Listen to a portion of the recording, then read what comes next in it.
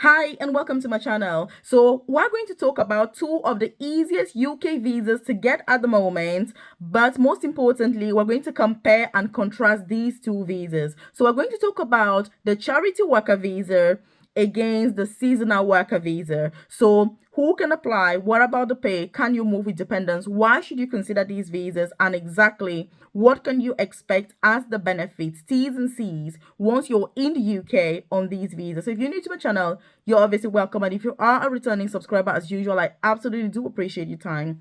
And I'm here to make sure that you are aware of the best opportunities to move to the UK with your family, as well as progress in your career in this country. So if you haven't joined this family, take this opportunity right now to hit the subscribe button below, because you want to be the first person that is notified every single day when I drop a new video on here at 10 a.m. prompt UK time. So the first thing I'm going to talk about is that if you're coming to the UK and you've got dependents, or you're already in the UK with dependents, you've got to be really strategic. You've got to really plan meticulously as to what type of visa you're applying for, because there are so many people that are coming here and then they're stuck. The reason why I'm actually doing this is because I had a conversation with a gentleman yesterday who joins my coaching program. He is currently in the UK on a charity worker visa and he's looking to switch to something else. So if you need to contact me directly, by the way, check the comment section below. You're going to see my contact details, as my WhatsApp number, as well as my email address, so that if you're like, hey, Melvis, I need that hand holding. I need one-to-one guidance. I've been applying for UK jobs for the last 3 years. I haven't gotten anywhere. I've got no idea where to start. I'm running around like a headless chicken.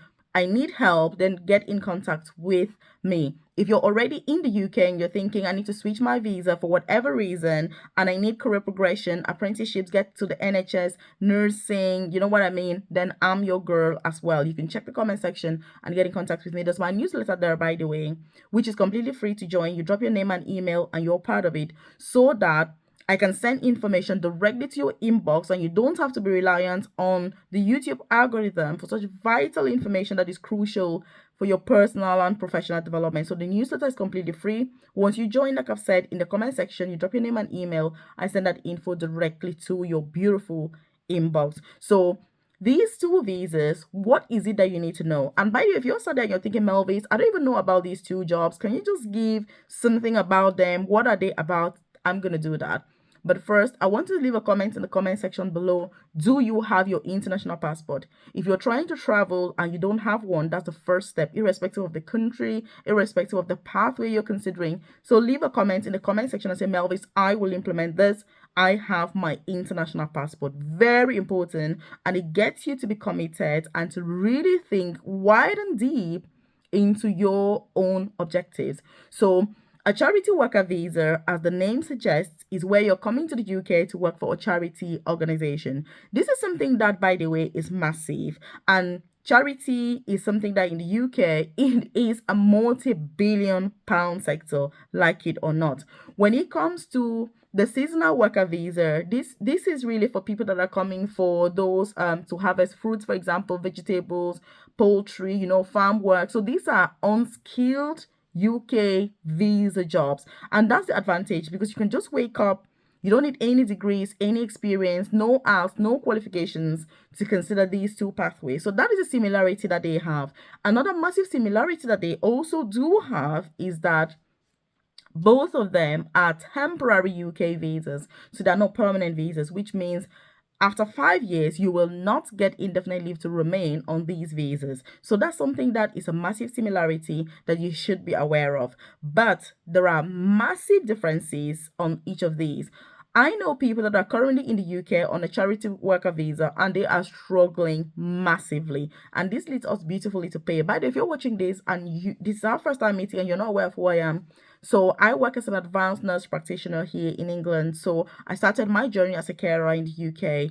I've then progressed to the most senior clinical nursing job, and I work as an advanced nurse practitioner at the moment. So I've got my own private career coaching program where I offer one-to-one tailored, individualized, and personalized guidance, that hand-holding that you need with UK visa sponsorship jobs. So whether you're out of the UK or you're already in this country, I can support you with that journey. As well as getting into nursing, there are free courses and pathways to study nursing in the UK, become a qualified nurse without paying any tuition fees, as well as getting NHS UK jobs so that you can stay or move with your dependents, I support with all of that. If you're keen, if you check the description box below or the about section of this YouTube channel, you're going to see information about my private coaching program. I always like to put this straight. It requires work, it requires effort, it requires applying for jobs, going through the interview, then getting that free COS in order for you to apply for your UK visa. So it's not a walk in the park. It needs time, perseverance, and dedication, but I'm here to support you with that journey. And during our live session on Thursday, by the way, we're going to go in much greater detail about these visas that we're talking about, these opportunities, which companies are recruiting, and how you can apply if these are pathways that you are obviously considering. So like I've said, if you're keen, check out the description box below or the about section of this channel. You'll see more information about my private coaching program.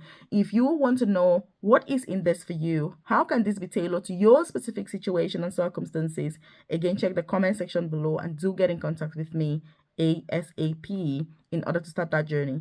Because as you know, the UK rules and laws are constantly changing and you want to make hay while the sun shines. So what is the biggest difference with these two UK visas? If you come to the UK on a charity worker visa, it is unpaid. That's a massive, massive thing. Some organizations, though, they do offer accommodation, and some of them will say that they're offering you some kind of an assistance, you know what I mean? So they can pay you some money, but it's about you being really smart and ensuring that you find those companies that will at least pay you something rather than going for a company that will pay you absolutely nothing at all. So you need to be very wise and very, very smart.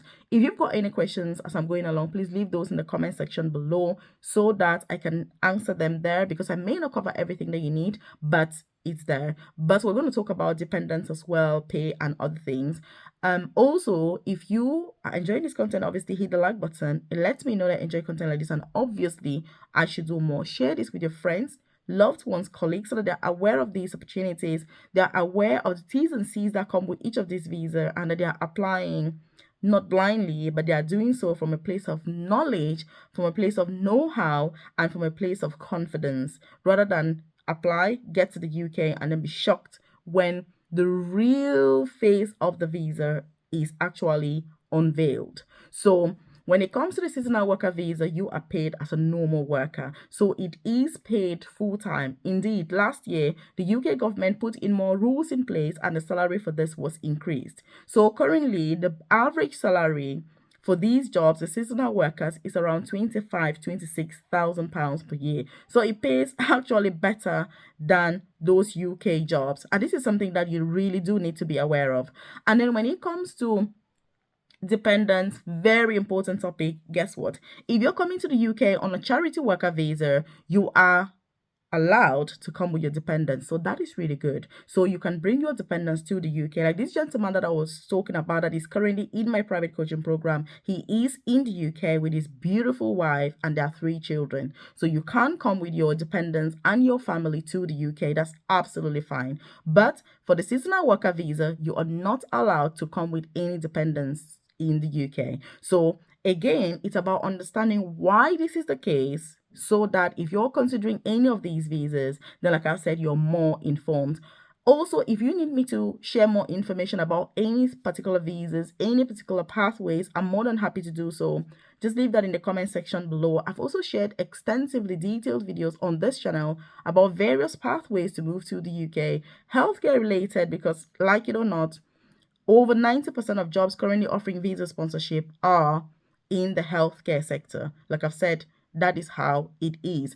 And so it's something that you definitely need to consider. And so leading us beautifully to whether you can extend the visa, what are the other T's and C's, what is, is it that you need to know? Oh, and by the way, the charity worker visa is not the same as the religious worker visa. Again, many people get really confused between the charity worker visa and the religious worker visa. So those are 2 different visas in themselves, different T's and C's, different rules, and literally different everything. They are unrelated visas and they are completely different.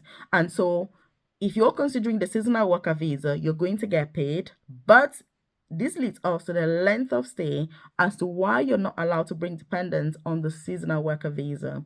This visa is for 6 months, so it is a temporary visa similar to the charity worker visa, but the charity worker visa, you can have it for a year, even 2 years, But the seasonal worker visa is for 6 months. That's why it's called seasonal worker visa. So it's very short, even though you're going to get paid. So for me, I always encourage people who are keen on this visa to look at it like a working holiday. So look at it like you're coming to the UK on holidays for 6 months, but guess what? You've got the privilege to be paid while visiting this amazing country. It also gives you the opportunity to put your foot in the room, in the building, look around and literally decide and say, is the UK for me or not? I've not seen anybody who's come to the UK and they're like, hey, I don't think it's worth it, because this country is amazing. Especially if you come in here and you're smart, you get surrounded by really smart friends, smart people who can give you good advice and who can help you to really excel and propel you to higher heights. If you come and meet people who are just like, hey, this country, they're moaning, they're broke, they're not doing anything, all they do is complain about one thing or another, you're going to struggle. So choose your friends wisely if you're going to succeed in your journey in the UK.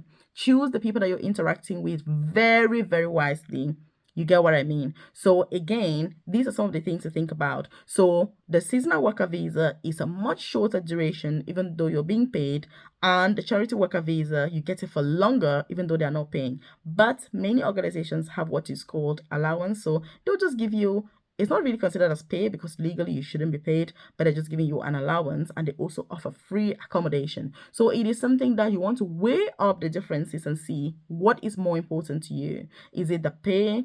Is it bringing your family? Is it just getting to the UK? You need to be careful though to make sure that whichever visa you choose best suits your personal circumstances so that you don't get stranded in this country, because very frustrating, it can be very daunting, and it can be very challenging. If you've also already got people here, it can be a lot easier, especially if they can accommodate you. But you don't want to come to this country if you don't have anybody, just hoping that you're going to get lucky and just go with the flow. It doesn't quite work because there are bills to be paid and every single thing is pretty expensive. So again, these are the major differences, obviously, that there are. If you're keen on knowing the organizations that are recruiting for both of these visas, leave a comment in the comment section below. I'm more than happy to do a video talking about these companies that are currently actively recruiting overseas workers with free visa sponsorship in both categories, the seasonal worker visa, unskilled jobs, as well as the charity worker visa. And check out this video that I've linked up here. And if you need to contact me, obviously, like I said, check the comment section below.